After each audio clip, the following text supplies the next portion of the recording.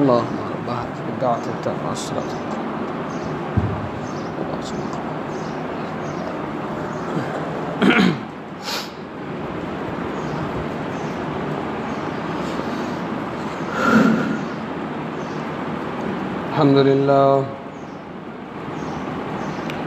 الحمد لله نحمده ونستعينه ونستغفره ونؤمن به ونتوكل عليه ونعوذ بالله من شرور أنفسنا ومن سيئات أعمالنا من يهده الله فلا مضل له ومن يضلله فلا هادي له ونشهد أن لا إله إلا الله وحده لا شريك له ونشهد أن محمدا عبده ورسوله أما بعد فإن خير الحديث كتاب الله وخير الهدى هدى محمد صلى الله عليه وسلم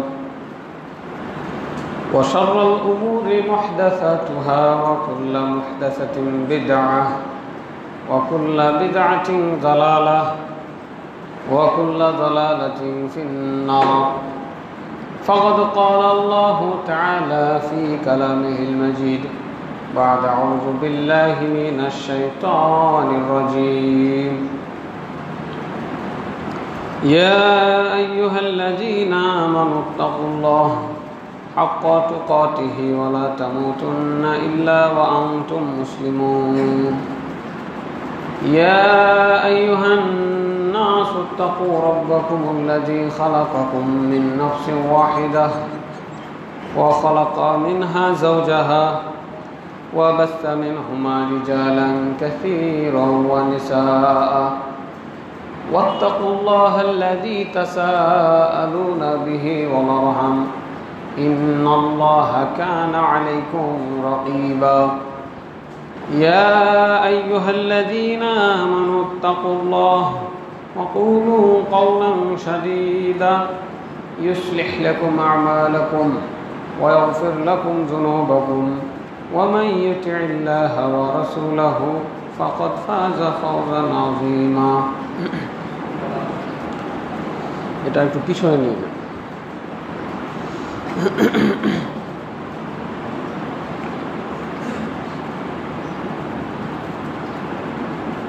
وقال سبحانه وتعالى أعوذ بالله من الشيطان الرجيم بسم الله قاف والقرآن المجيد بل عجبوا أن جاءهم منذر منهم فقال الكافرون هذا شيء عجيب أإذا متنا وكنا ترابا ذلك رجع بعيد قد علمنا ما تنقص الأرض منهم وعندنا كتاب حفيظ بل كذبوا بالحق لما جاءهم فهم في أمر مريج أفلم ينظروا إلى السماء فوقهم كيف بنيناها وزيناها وما لها من فروج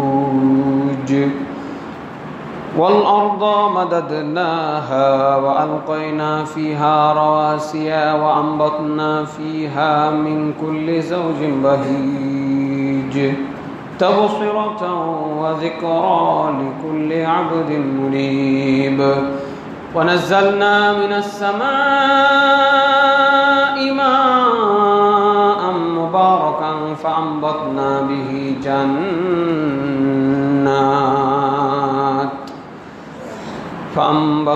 به جنات وحب الحصيد والنخل باسقات لها طلع نضيد وقال تعالى لا تجدن أشد الناس عداوة للذين آمنوا اليهود والذين أشركوا سورة مائدة آية 82 وعن ثوبان قال قال رسول الله صلى الله عليه وسلم يوشك الأمم أن تدعى عليكم كما تدعى الأكلة إلى قصعتها রাহুল বুখারী যাবতীয় গুণগান প্রশংসা আল্লাহ রাব্বুল আলামিনের জন্য। দুরূদ ও শান্তির ধারা বর্ষিত হোক আমাদের প্রিয় নবী শেষ নবী মুহাম্মদুর রাসূলুল্লাহ সাল্লাল্লাহু আলাইহি ওয়াসাল্লামের উপরে। সম্মানিত মসজিদের মুসল্লি, একটি আয়াত পাঠ করেছি, সূরা মায়েদার ৮২ নম্বর আয়াত, যেখানে আল্লাহ রাব্বুল আলামিন একটি মৌলিক কথা বলেছেন। তিনি বলছেন, লাতাজিদান্না আশাদ্দান নাসি আদাওয়াতাল লিল্লাযীনা আমানুল ইয়াহুদা ওয়াল্লাযীনা আশরাকু। মানুষের মধ্যে সব থেকে বেশি শত্রু মুমিনদের জন্য আপনি দেখতে পাবেন ইহুদিদেরকে এবং মুশরিকদেরকে। তো এই মৌলিক আয়াতে আল্লাহ রাব্বুল আলামিন আমাদের জন্য দুটি গোত্র চিহ্নিত করেছেন, যারা আমাদের সাথে শত্রুতা পোষণ করবেন। শত্রুতা বলতে যা বোঝায় তার মধ্যে সব থেকে বেশি শত্রুতা, একজন মানুষ হয়ে মানুষের সাথে যে শত্রুতা রাখতে পারে তাদের মধ্যে আশাদ্দান নাস, সব থেকে বেশি শত্রুতা যারা করবে তারা হলো ইহুদি, তারা হলো মুশরিক, মূর্তি পূজারী, হিন্দু, বৌদ্ধ, এই ধরনের যারা বিভিন্ন মূর্তির পূজা করে, দেবদেবীর পূজা করে, গাছপালা, চাঁদ সূর্যের ইত্যাদির পূজা করে। তো ফিলিস্তিনে আজকে যা হচ্ছে তা ইতিহাসের সবচাইতে বর্বরচিত ন্যাক্কারজনক ঘটনা। আল্লাহ রাব্বুল আলামিন এই ইহুদিবাদকে ধ্বংস করুন, আল্লাহুম্মা আমিন। এই ইহুদিদের দোসর যারা রয়েছে বিশ্বব্যাপী তাদের ধ্বংস করুন, আল্লাহুম্মা আমিন। আমাদের ফিলিস্তিনি মুসলমান ভাই বোনদেরকে হেফাজত করুন, উদ্ধার করুন, রক্ষা করুন, আল্লাহুম্মা আমিন। অবৈধ দখলদার ইহুদি রাষ্ট্র ইসরায়েল, এই ইসরায়েলের নির্মমতা, শিশু, বৃদ্ধ, নারী, হাসপাতাল, কোনো কিছুকেই রেহাই দিচ্ছে না। মুসলমানদেরকে এই পবিত্র ভূমি থেকে উৎখাতের জন্য তারা যত রকমের নোংরা, বর্বর, মানবতা বিরোধী কর্মকাণ্ড চালানো সম্ভব হয়েছে তার সবই তারা চালিয়েছে, কোনোটাই বাদ রাখেনি। আল্লাহ রাব্বুল আলামিন এই অভিশপ্তকে আরও অভিশপ্ত করুন, এই পৃথিবীর বুকে তাদেরকে লাঞ্ছিত করুন, তাদেরকে দৃষ্টান্তমূলক শাস্তি প্রদান করুন, আল্লাহুম্মা আমিন।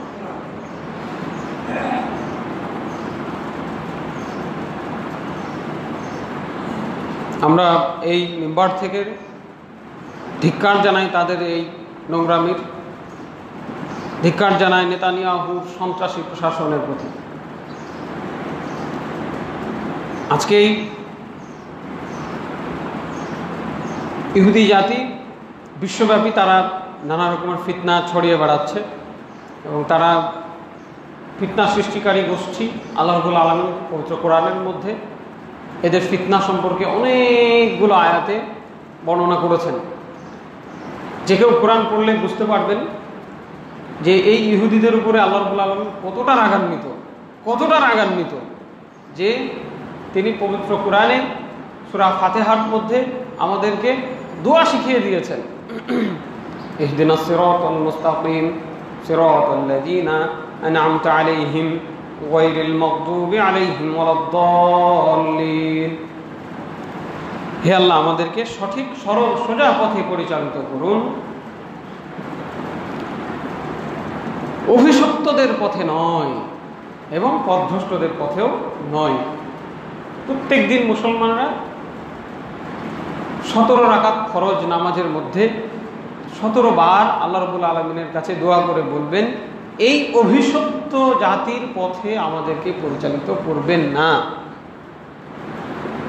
সারা বিশ্বব্যাপী প্রায় 200 কোটি মুসলমান যারা সালাত আদায় করেন তারা এইভাবে তাদেরকে অভিশপ্ত বলতে থাকেন। আল্লাহ রাব্বুল আলামিন এত তাদের উপর রাগান্বিত, অথচ এরা কিন্তু একটা সময় আল্লাহ রাব্বুল আলামিনের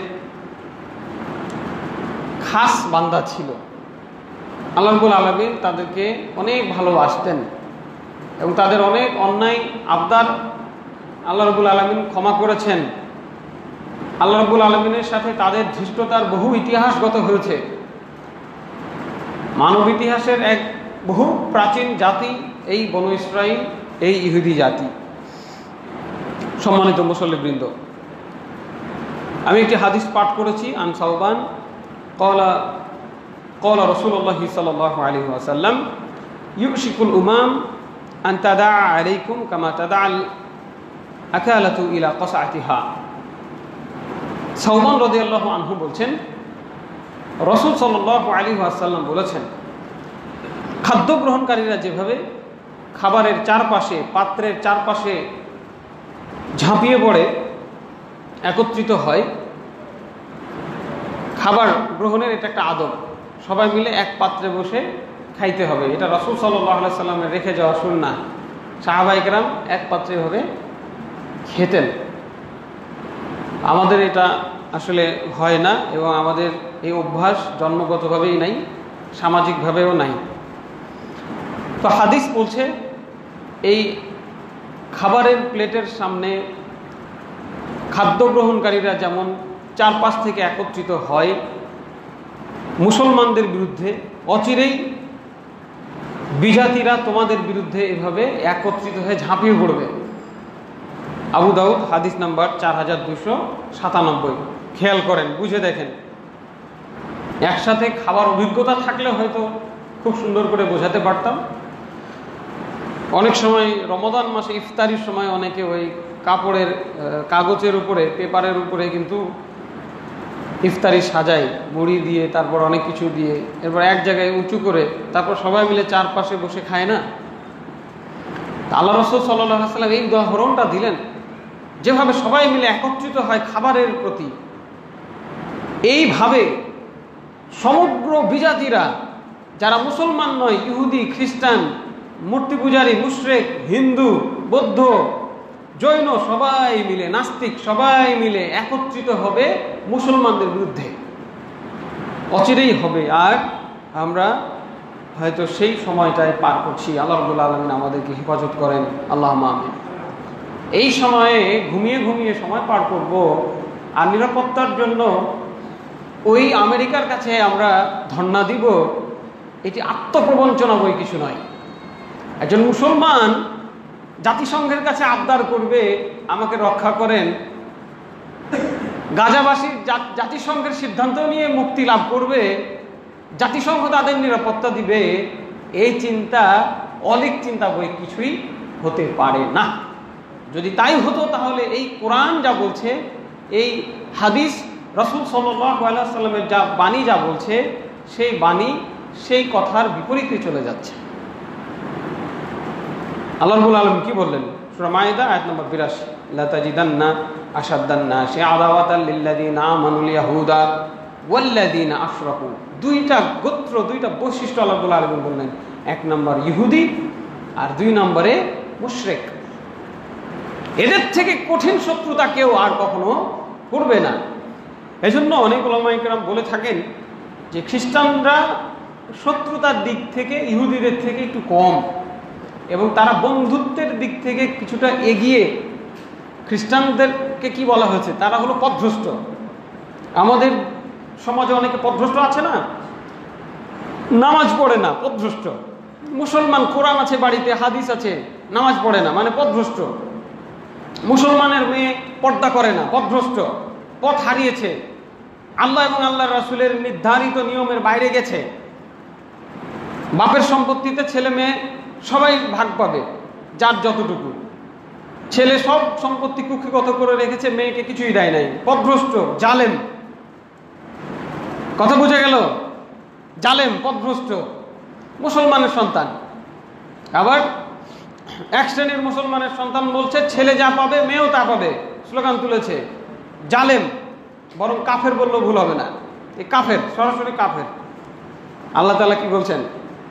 যারা বাপ মা মারা গেলে বাপের সম্পত্তি, বাপ মারা গেলে বাপের সম্পত্তিতে ছেলে পাবে 2 ভাগ আর মেয়ে পাবে 1 ভাগ। ঠিক আছে? মেয়েদেরকে মা বোনদেরকে শিখাই দিবেন, যারা আছেন তাদেরকেও বলেই যে এই কথার বিপরীত চিন্তা করলেও আপনার পাপ হবে। যদি অন্তর থেকে চিন্তা করে থাকেন, জবাব দিতে হবে আল্লাহর কাছে। যদি মেনে নিতে না পারেন মন থেকে যে আল্লাহ যেটা করেছেন এটাই আমাদের জন্য ভালো, পাপ হবে, জবাব দিতে হবে। আর যদি মুখ খুলেছেন, বলেছেন বাপের সম্পত্তিতে তুইও বেটা আমিও বেটি, হ্যাঁ তুই যা পাবি আমিও তা পাবো, কাফের। সারা জীবন নামাজ পড়ে ঘরটা ফেলে দিলেও নামাজ দিয়ে জান্নাত হবে না। তো খ্রিস্টান হলো পথভ্রষ্ট, পথ হারিয়েছে। যেমন আমাদের মুসলমানদের অনেকে পথভ্রষ্ট, পথ হারিয়েছে, সুদ খায়, পথ হারিয়েছে। এদেরকে যদি আপনি বুঝিয়ে বলেন, এই যে আজকে খুতবা দিলাম, এই যে আমি কথাগুলো বললাম, যদি কারো মনের ভেতরে এই ধারণা কোনোভাবে ঢুকে থাকে, আর সত্যি যদি আপনি আল্লাহকে বিশ্বাস করে থাকেন, পথে ফিরে আসতে হবে। আসবেন, ইনশাল্লাহ আসবেন, আমার বিশ্বাস। অনেকেই আসছেন, কথা শোনার পরে অনেকেই বলেন ভাই আসলে আগে বুঝতে পারিনি, আপনার কথা শোনার পরে মনে হলো যে আসলে ভুল করছিলাম এতদিন। আলহামদুলিল্লাহ, অনেকে আছেন বলেন যে হ্যাঁ ভুল করছিলাম। পথভ্রষ্টকে পথে আনা যায়। খ্রিস্টানরা যদি সত্য পায় তারা পথে আসবে, এবং বিশ্বব্যাপী যত মুসলমান হচ্ছে বেশিরভাগ খ্রিস্টান। আলহামদুলিল্লাহ, আপনারা তথ্য নিয়ে দেখতে পারেন, বেশিরভাগ খ্রিস্টান থেকে মুসলমান হয়। কারণ তারা বিবেক রাখে, তারা জ্ঞান রাখে। কিন্তু তাদের যারা পোপ পাদ্রী রয়েছে, হুজুর আলেম ওলামা রয়েছে, তারা তাদেরকে ভুল শিখিয়েছে, এবং তারা বলেছে যে ঈসা আলাইহিসসালাম মারা গেছেন তোমাদের সবার পাপ নিয়ে, অতএব তোমাদের কোনো পাপ হলেও সমস্যা নাই। নাউজুবিল্লাহ। তারা শিখিয়েছে ঈসা আলাইহিসসালামই হচ্ছেন আল্লাহ। নাউজুবিল্লাহ বলবেন না? ঈসা আলাইহিসসালাম হচ্ছেন আল্লাহর পুত্র। নাউজুবিল্লাহ। যে জঘন্য আকীদা তাদের। তা আপনি যদি তাদেরকে বুঝাইতে পারেন সুন্দর করে, তাহলে তারা হয়তো ফিরে আসবে। তাই আল্লাহ তাআলা এখানে তাদের ইনক্লুড করেন নাই। তিনি কি বললেন? আশাদ্দান নাসি আদাওয়াতাল লিল্লাযিনা আমানুল ইয়াহুদা। মানুষের মধ্যে সব থেকে বেশি শত্রুতাকারী হচ্ছে ইহুদিরা। অতএব এটা খুবই স্বাভাবিক যে তারা বিশ্বব্যাপী যেখানে সুযোগ পাবে সেখানে মুসলমান নিধন করবে, সেখানে তারা মুসলমানদের সাথে খারাপ আচরণ করবে। কারণ তারাও জানে তাদের ধর্ম বাতিল। মুহাম্মদ সাল্লাল্লাহু আলাইহি ওয়াসাল্লাম আসার পরে কোনো ইহুদি থাকার সুযোগ নাই, তারাও জানে। কিন্তু তারা তা মেনে নিতে পারে নাই, তারা গ্রহণ করতে পারে নাই। তারা হুমকি দিয়ে দিত এক সময় যে আমাদের মধ্যে একজন নবী আসবেন যাকে নিয়ে আমরা তোমাদের বিরুদ্ধে যুদ্ধ করব। ফালাম্মা জাআ বিল বায়িনাতি ক্বালু হাযা সিহরুম মুবিন। কিন্তু যখন তিনি প্রকাশ্য প্রমাণ সহকারে ওহী নিয়ে আল্লাহর পক্ষ থেকে আসলেন, তখন তারা প্রত্যাখ্যান করলো এবং বলল এটা একটা জাদুকর। লা হাওলা ওয়ালা কুওয়াতা ইল্লা বিল্লাহ। তাদের তাওরাতে, বাইবেলে উল্লেখ আছে যে মুসাদ্দিকাল লিমা বাইনা ইয়াদাইয়া মিনাত তাওরাত ওয়া মুবাশশিরাম বিরাসূলি ইয়াতি মিন বা'দিহি ইসমুহু আহমদ।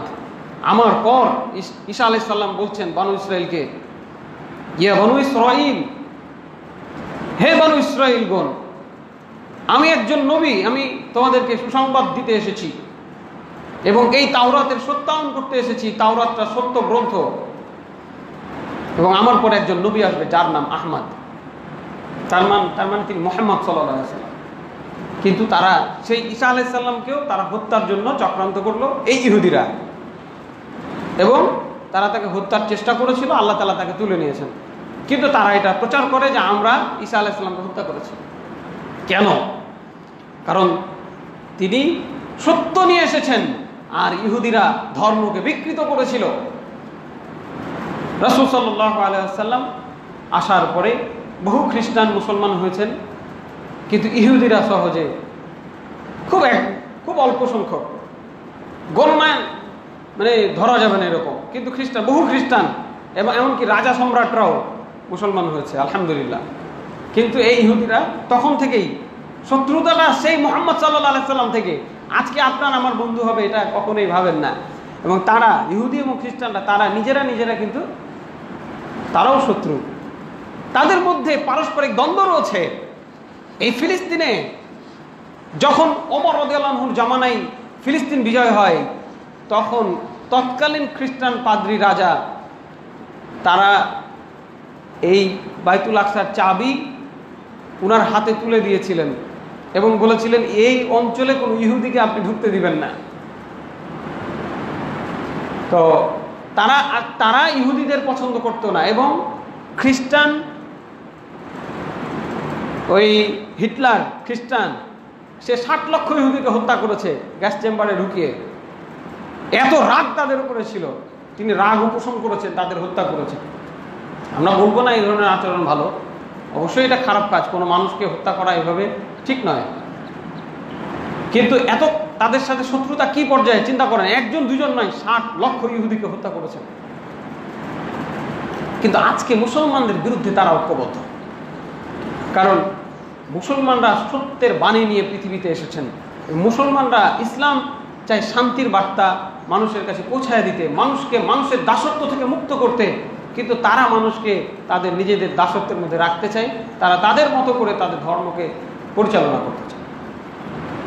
সম্মানিত মুসলিমবৃন্দ, কাজেই আমাদেরকে এই ইহুদিদের ইতিহাস সম্পর্কে জানতে হবে।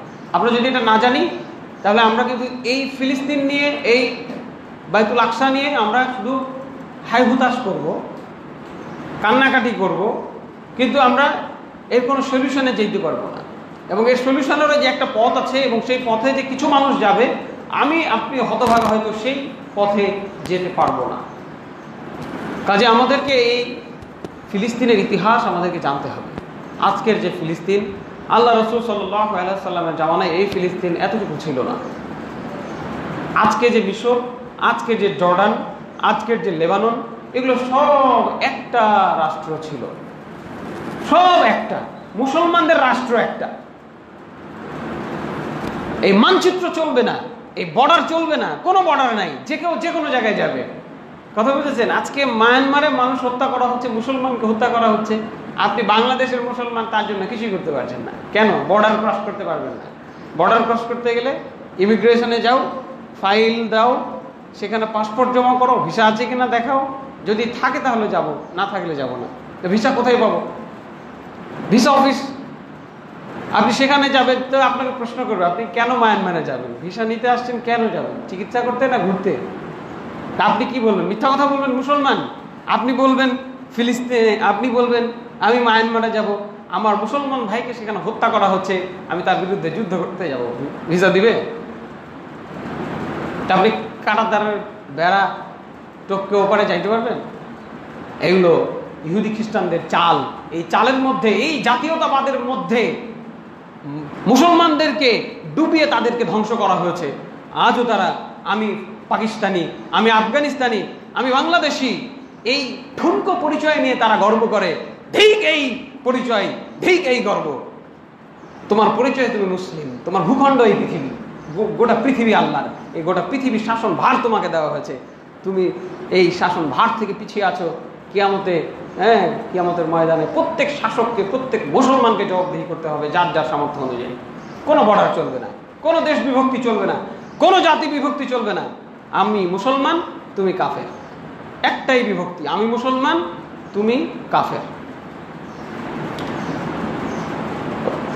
এই ইহুদি জাতি যে কারণে অভিশপ্ত, আল্লাহ রাব্বুল আলামিন সূরা নিসার 155 থেকে 61 নম্বর আয়াতে তাদের কিছু কারণ উল্লেখ করেছেন। বিস্তারিত বলবো না, শুধু কারণগুলো আপনাদের জানিয়ে যাই। 1 নম্বর, তাদের মধ্যে ব্যাপক পাপাচার ছিল। পাপ করা তাদের কাছে মামুলি ব্যাপার। তারা মনে করতো আমরা আল্লাহর সন্তান, নাউজুবিল্লাহ বলেন। তো সন্তান, বাপ মা সন্তানের প্রতি কত দয়া রাখে, ভুল করলেও ঢেকে রাখে, মাফ করে দেয়, হ্যাঁ, 2-1 থাপ্পড় দিয়ে বলে ঠিক আছে আর করবি না, তাই না?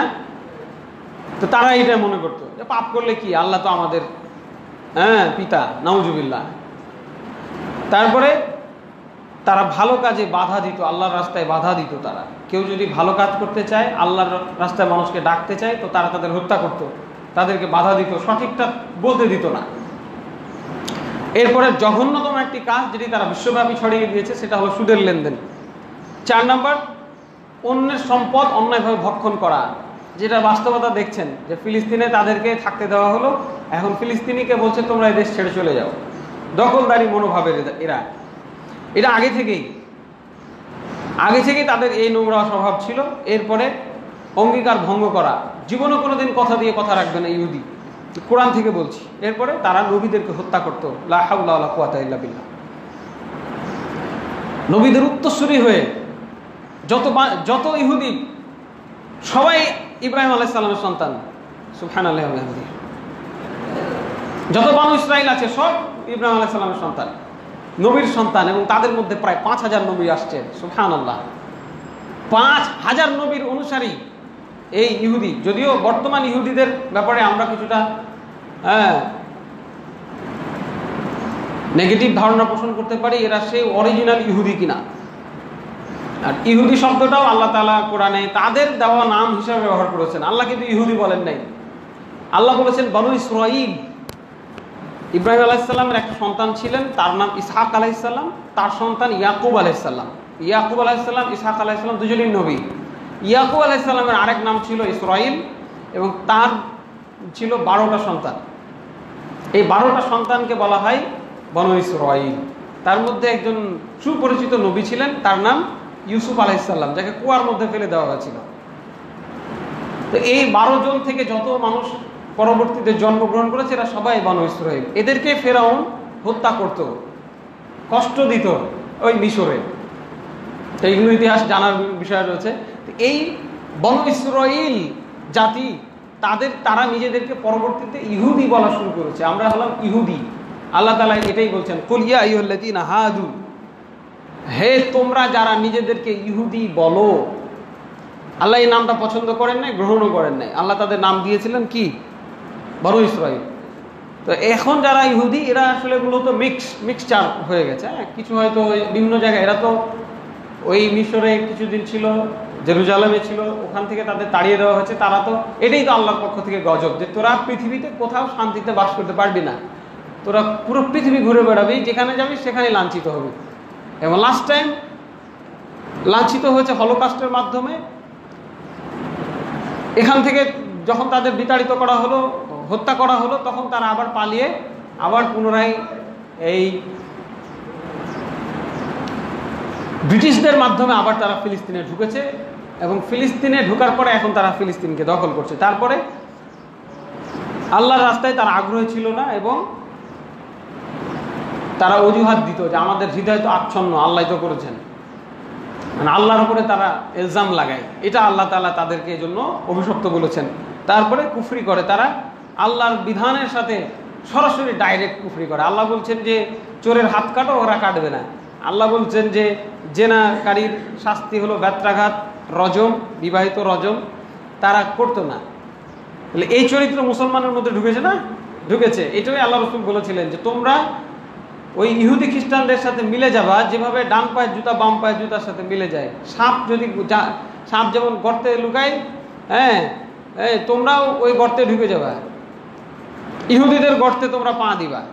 তো তাই হচ্ছে, তারা আল্লাহর বিধানের সাথে কুফরি করতো। আর তারা মারিয়াম আলাইহিস সালামকে মিথ্যা অপবাদ দিয়েছিল যে মারিয়াম আলাইহিস সালাম জিনা করেছেন, নাউজুবিল্লাহ।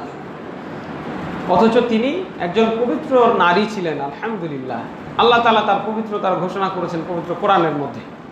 তাকে তারা বলতো জিনাকারিনী মহিলা, নাউজুবিল্লাহ। এবং ঈসা আলাইহিস সালামকে তারা হত্যার চেষ্টা করেছিল, করতে পারে নাই, কিন্তু তারা রটায় যে আমরা হত্যা করেছি। এই 10টি কারণে মূলত আল্লাহ রাব্বুল আলামিন এদেরকে অভিশপ্ত বলেছেন।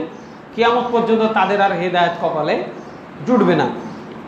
আল্লাহ রাব্বুল আলামিন এই ইহুদি জাতিকে ধ্বংস করুন, আল্লাহুম্মা আমিন। এবং পৃথিবীর সকল নির্যাতিত মুসলমান ভাই বোনকে তাদের এই আগ্রাসন থেকে রক্ষা করুন, আল্লাহুম্মা আমিন। আমরা খুব সংক্ষেপে হলো এদের একটু ইতিহাসটা জানবো। তো বলছিলাম যে ইব্রাহিম আলাইহিস সালাম দিয়ে শুরু। ফিলিস্তিনে যে বাইতুল আকসা যে মসজিদ, এটি অত্যন্ত গুরুত্ববহ একটি মসজিদ। এটা মুসলমানদের জন্য গুরুত্বপূর্ণ, খ্রিস্টানদের জন্য গুরুত্বপূর্ণ, ইহুদিদের জন্য গুরুত্বপূর্ণ। এই জন্য এই মসজিদ নিয়ে এত দ্বন্দ্ব, কথা বুঝেছেন? এদের তো অভাব নাই, এদের জমি জায়গারও অভাব নেই, এদের টাকা পয়সার অভাব নেই, অস্ত্র শস্ত্রেরও অভাব নাই। পৃথিবীতে এত দেশ থাকলো, ওই জায়গাটা কেন দখল করতে গেল? এর একটাই কারণ, যে ওই মসজিদটা তাদের লাগবে, ওই মসজিদটা খ্রিস্টানদেরও লাগবে। কারণ ঈসা আলাইহিস সালাম সেখানেই জন্মগ্রহণ করেছেন, ঈসা আলাইহিস সালামের মা ওই মসজিদের খেদমত করেছেন, এবং এই ঈসা আলাইহিস সালাম সেখানেই মৃত্যুবরণ করেছেন। এবং খ্রিস্টানদের উদ্ভব কিন্তু ওই এলাকা থেকেই। এবং এরপরে ওই মুসা আলাইহিস সালাম, যদিও তিনি যাইতে পারেন নাই, বনু ইসরাইলরা তাদের ওই ইতিহাস ওই জেরুজালেম ঘিরেই। ইয়াকুব আলাইহিস সালাম জেরুজালেমেই তিনি থেকেছেন, বড় হয়েছেন, এবং তার সন্তানরা সেখানেই বড় হয়েছেন। ইউসুফ আলাইহিস সালামের জন্ম সেখানেই হয়েছে। পরবর্তীতে তার 10 ভাই মিলে তাকে কুয়াতে ফেলে দিল। সেই কুয়া থেকে তুলে নিয়ে মিশরে একজনের কাছে দাস হিসাবে বিক্রি করে দেওয়া হলো। মনে আছে তো ঘটনা, মনে হয়, তাই না? এবং সেখানে ইউসুফ আলাইহিস সালাম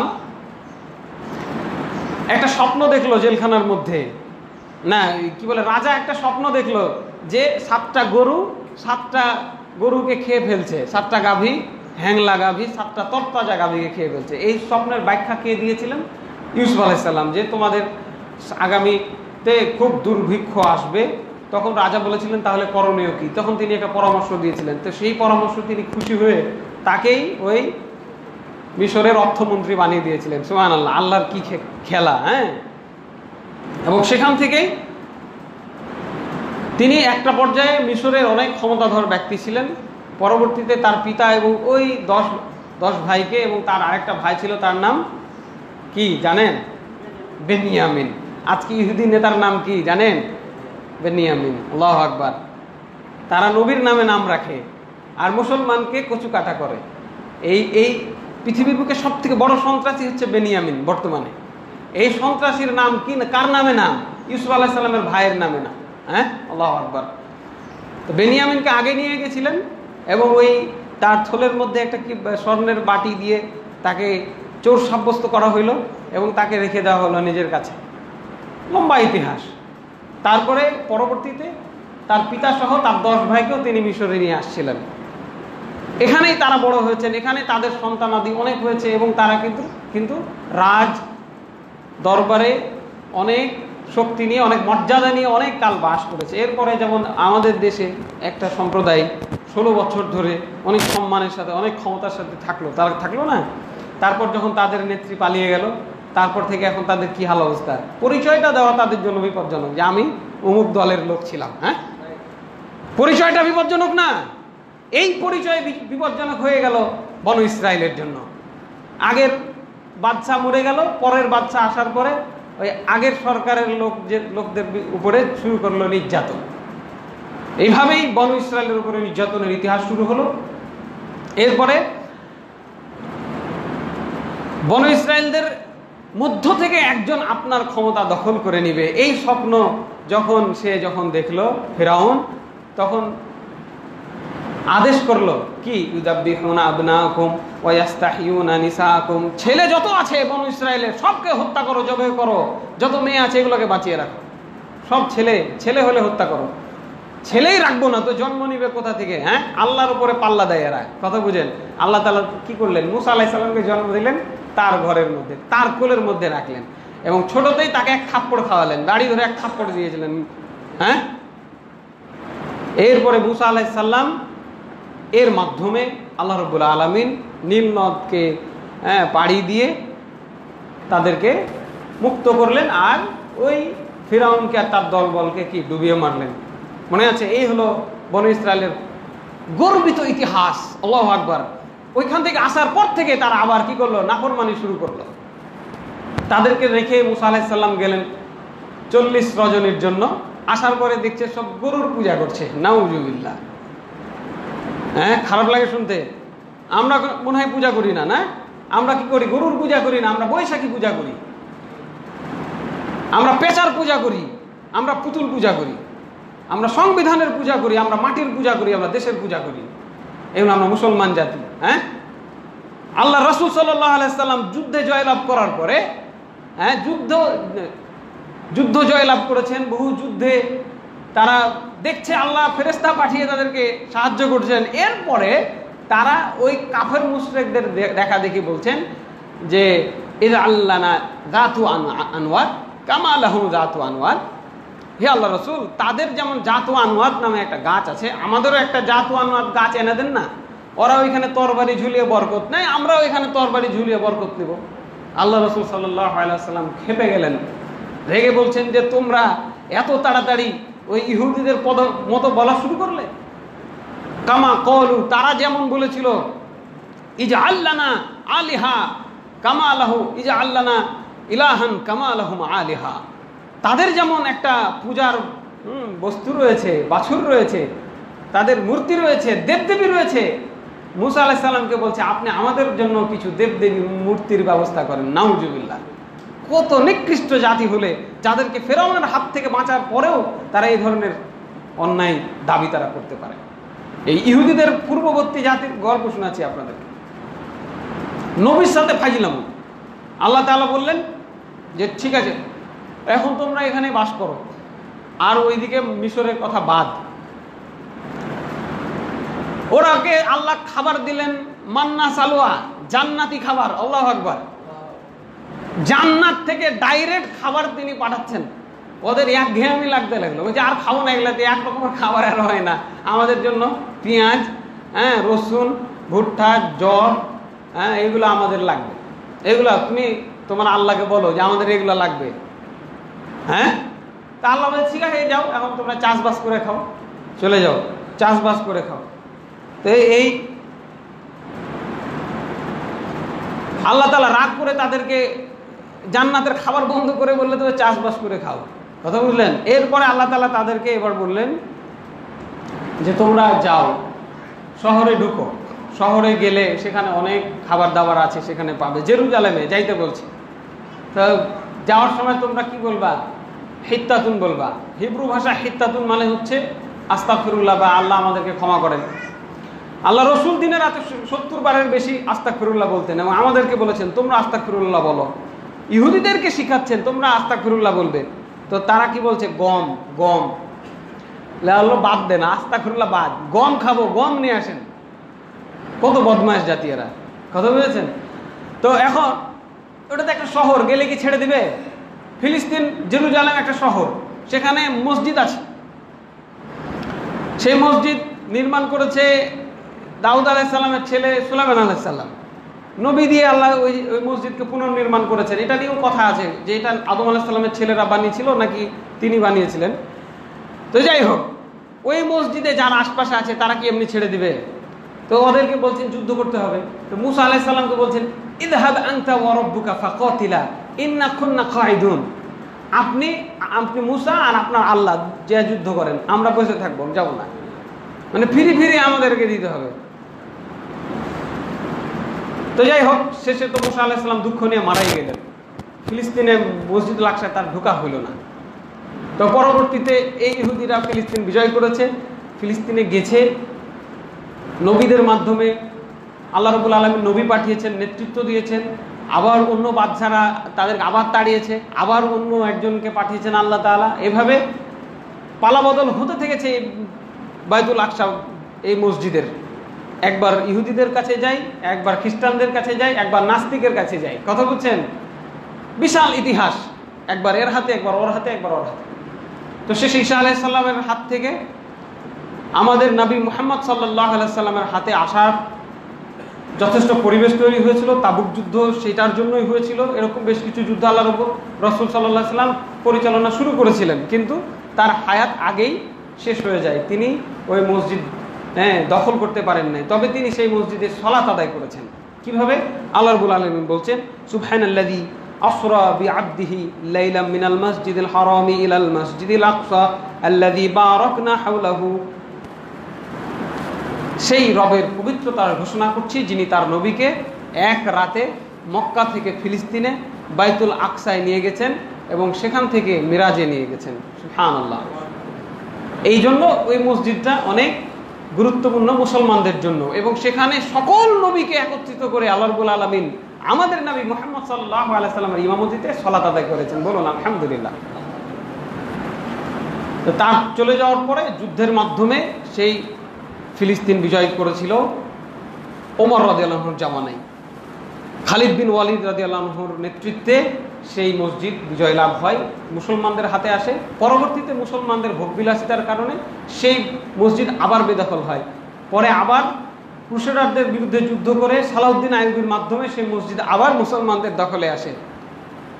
আবার এই দ্বিতীয় বিশ্বযুদ্ধে, প্রথম বিশ্বযুদ্ধের সময় এইটা ইংল্যান্ডের হাতে, ওই ব্রিটিশদের হাতে চলে যায়। ব্রিটিশরা এখানে এই ইহুদিদেরকে বসতি করতে দেয়। তারপরে তারাই তাদেরকে অন্যায়ভাবে এখানে ইহুদি রাষ্ট্র প্রতিষ্ঠা করার সুযোগ করে দেয় এবং তারা তাকে আমেরিকা তাকে প্রথম স্বীকৃতি দেয়। কিন্তু সৌদি আরব, জর্ডান, কুয়েত, কাতার, লেবানন এরা কেউ এটা স্বীকার করে নাই। এই জন্য এই যুদ্ধ সেই 1947 সাল থেকেই মোটামুটি শুরু হয়েছে এবং 67 সালে খুব রক্তক্ষয় যুদ্ধ হয়েছিল। তারপর থেকে মুসলমানদের হাল অবস্থা খারাপ। এবং এই ফিলিস্তিন প্রমাণ করে যে মুসলমানরা দুর্বল। এই ফিলিস্তিন প্রমাণ করে যে এই মুসলমানরা লাথি খাওয়া জাতি, মাইর খাওয়া জাতি। এরা মাইর খাইতে থাকবে যতদিন আল্লাহ তাআলা তাদের মাইর খাওয়াবেন। আর ওইটারই ফটোকপি হচ্ছে বাংলাদেশ। প্রস্তুত থাকেন এই দেশেও মাইর খাওয়ার জন্য। কথা বুঝেছেন? কি দিয়ে বাঁচবেন? শুধু ঈমান দিয়ে, তাকওয়া দিয়ে, পরহেজগারিতা দিয়ে। আপনি আপনার ভাইয়ের সাথে অন্যায় করবেন না, আল্লাহ তাআলা আপনাকে বাঁচিয়ে নেবেন। আপনি আপনার নিজের ভাইয়ের জমি দখল করবেন আর বলবেন ভারত যাতে আমার জমি দখল না করে। হ্যাঁ, হইল না।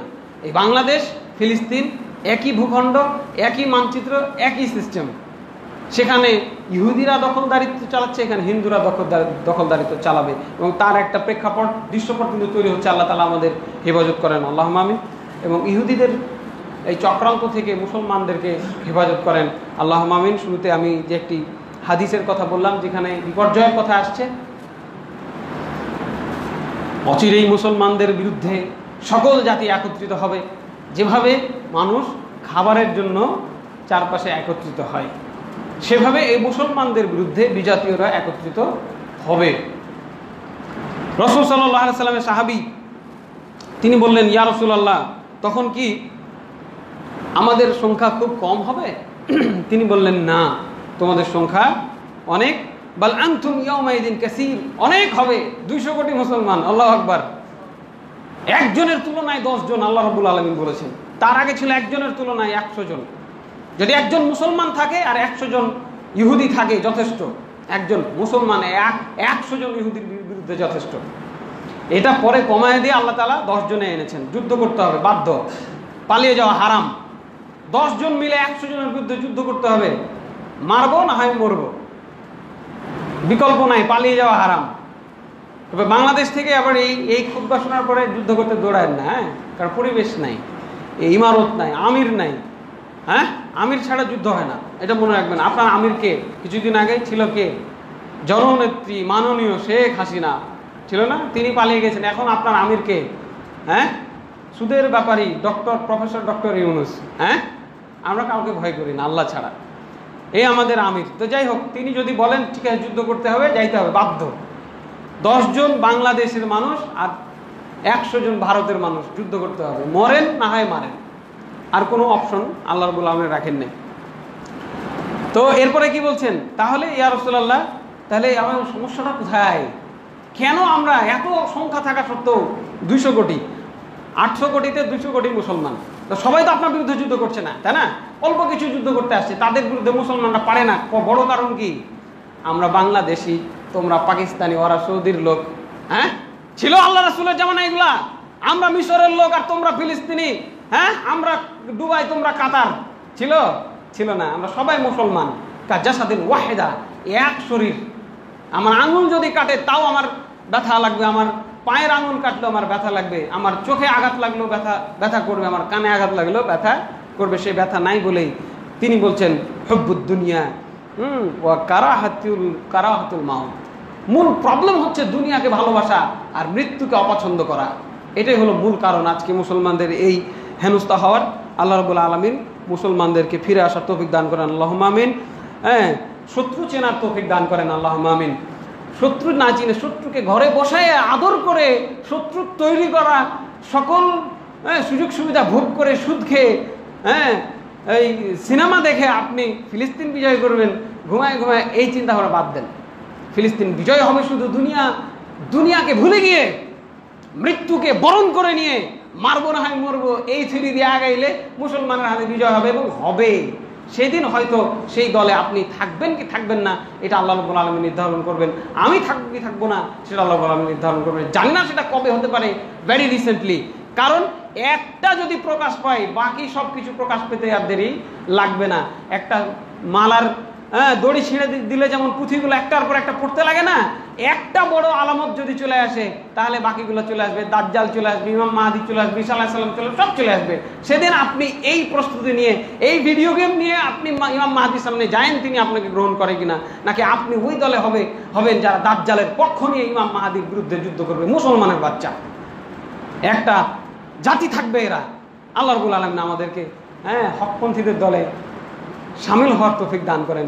আল্লাহুম্মা আমিন।